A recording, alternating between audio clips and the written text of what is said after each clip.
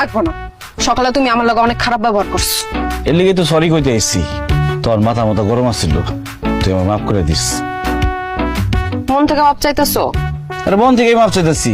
Facebook থাকলে তো কান ধরে ইমোজি পাঠাইতাম। এই যে, সব কথার মধ্যে ফেসবুকটা টাইনা লয়া পড়ে।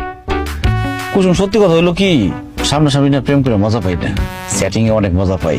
মনে কর যখন তখন তোরে ফুল দিতে পারি, চকলেট দিতে পারি, কেক পাঠাইতে পারি, চুমা দিতে মন চাইলে চুমা পাঠাইতে পারি।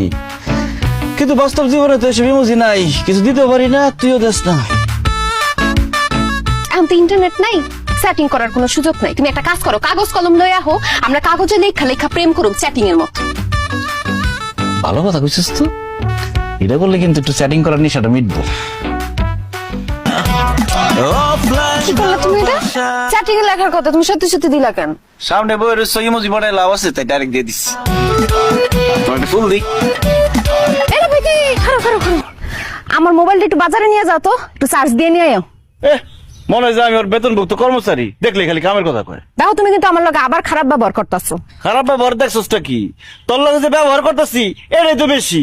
হন, আমি কিন্তু এখন থেকে আর বেকার না, আমি একটা চাকরি পেয়ে গেছি, আধা সরকারি চাকরি। কি তুমি চাকরি পাইছো? কে দিছে তোমার চাকরি? কে দিছে আমার চাকরি? মানে তোর কথা শুনে মনে হইতেছে আমার চাকরি পাওয়ার কোনো যোগ্যতা নাই। চোরের মন পুলিশ পুলিশ, আমি কি একবার কইছি তোমার যোগ্যতা নাই? যোগ্যতা তো অবশ্যই আছে। এই নাও ফোনটা ধরো, বাজারে গিয়ে চার্জ দিয়ে নিয়ে আসো না। চার্জ দিতে হইব?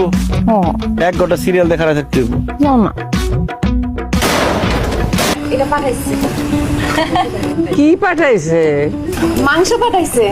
ফ্রিজ চলতেছে না তো, এর জন্য সব গরুর মাংস আম্মা রান্না করছে। তো আমরা দুইজন তার এত খাইতে পারবো না, ভাবলাম আপনাকে লেগে নিয়ে আসি।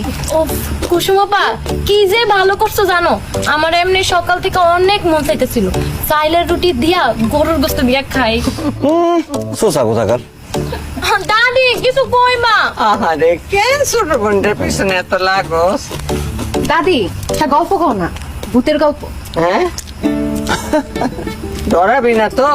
তুই হাসস কেন? তোকে দুজনের কাছে ভূতের গল্প কওয়া মানে মার কাছে মামা বাড়ির গল্প কওয়া। তোরা দুইটাই তো এক একটা পেতনি ভূত।